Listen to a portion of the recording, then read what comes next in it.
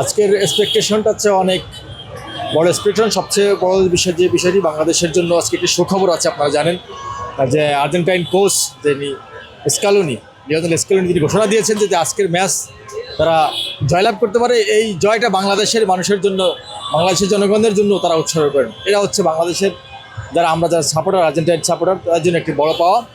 আর একটি বিষয় আপনারা জানেন যে একটি ঐতিহাসিক বিষয় রয়েছে ইংল্যান্ডের সাথে আর্জেন্টিনার যেই ফকল্যান্ড যুদ্ধের কথা আপনারা জানেন, যে ফকল্যান্ড যুদ্ধে তারা আর্জেন্টাইন অনেক সৈন্যদেরকে তারা হত্যা করে এবং আর্জেন্টিনার ফকল্যান্ড দ্বীপ তারা দখল করেছে। সেই থেকে আজকের যেই মহারণ শুধু ফুটবল মাঠেই নয়, রাজনৈতিক এবং ভৌগোলিকভাবে এটা অনেক প্রভাব ফেলবে এবং আর্জেন্টিনার যারা ভক্ত সমর্থক এবং খেলোয়াড় তারা সবাই একযোগে তাদের সেই প্রতিশোধটি নেওয়ার জন্য তারা চেষ্টা করবে। আর একটি বিষয় যেটা বলতে চাই সেটা হচ্ছে আজকে যারা আমরা আর্জেন্টিনা সাপোর্ট করি, আমি বাংলাদেশ জাতীয় ছাত্র দলের ক্রীড়া সম্পাদক, এই বিষয়টি একটি খুবই মানে মনক্ষুণ্ণ করে বলতে হয় যে আমাদের ফার্ম ফ্রেশ পাস্তুরিত তরল দুধ, মাননীয় প্রধানমন্ত্রী দেশনেত্রী তারেক রহমান তিনি ইঙ্গিত দিয়েছিলেন যে তিনি ইংল্যান্ডে বসবাস করেছেন, সেই থেকে তিনি ইংল্যান্ডের প্রতি তার ভালোবাসা রয়েছে। তবে আজকে যদি আর্জেন্টিনা যেতে, তাহলে মাননীয় প্রধানমন্ত্রী যদি মন খারাপ হয় তাহলে সেক্ষেত্রে আমাদেরও মন খারাপ হবে। সেই জন্য আসলে কিছু করার নেই। তারপরেও এই খেলার যুদ্ধটা হচ্ছে অন্যদিকে, এটা রাজনৈতিকভাবে নেওয়ার কিছু নাই। যে দলকে ভালোবাসে সেই সাপোর্ট করবে। তবে আমরা মনে করি যে আজকের যেই আপনার ইংল্যান্ডের যেই আক্রমণ, আপনার বেলিংহাম, রাইস বলেন, সাকা বলেন, আপনার হ্যারিকেন বলেন, এদেরকে মোকাবেলা করা আর্জেন্টিনার যেই রক্ষণভাগ রয়েছেন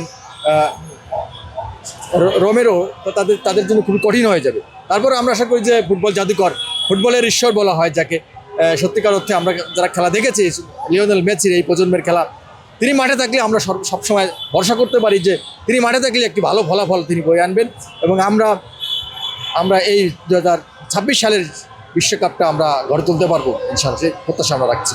তা তো অবশ্যই আছে যে আমরা তো কখনোই প্রধানমন্ত্রীর নির্দেশনা বা প্রধানমন্ত্রীর পছন্দের বাইরে কখনোই আমরা যাইনি, কিন্তু আজকে ফুটবলের যেই মহারণ, ফুটবলের যুদ্ধে, সেক্ষেত্রে তো আমাদের একটু বিপরীত মেরুতে আমাদের অবস্থান করতে হচ্ছে। সেই জন্য যদি ইংল্যান্ড হেরে যায় সেক্ষেত্রে আমরা দুঃখ পাবো, কারণ মাননীয় প্রধানমন্ত্রী যেহেতু ইংল্যান্ডে থেকেছেন, তার ইংল্যান্ডের প্রতি তার একটি ভালোবাসা রয়েছে। সেক্ষেত্রে আসলে আমাদের দুঃখ করা ছাড়া কিছু করার থাকবে না। আসলে যাদেরকে আমরা খাওয়াবো, সেই 7-Up দল তো আগে থেকেই চলে গেছে, যার কারণে 7-Up তো মনে হয় তারা আগেই খেয়ে বসে আছে। আজকে তো 7-Up কোনো প্রসঙ্গ নেই।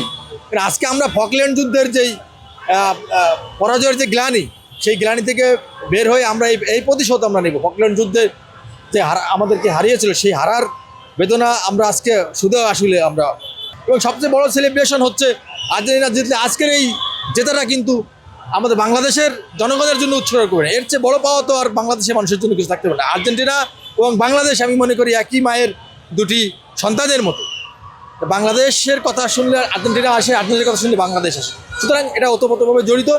আর্জেন্টিনা এবং বাংলাদেশ আমি মনে করি ফুটবলের আপন দুই ভাইয়ের মতো।